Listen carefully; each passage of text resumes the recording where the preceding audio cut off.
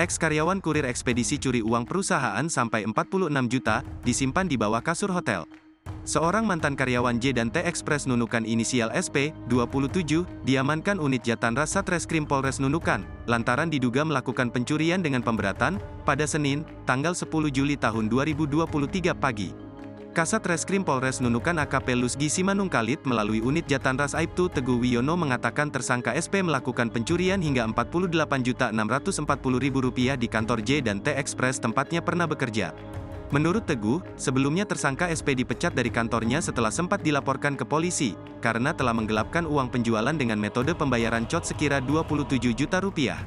Untuk mengganti uang penggelapan tersebut, tersangka mencuri uang sebesar Rp48.640.000 di kantor J dan T tempatnya pernah bekerja. Uang hasil pencurian tersebut tersangka simpan di bawah kasur kamar sebuah hotel yang beralamat di Jalan Bayangkara Nunukan.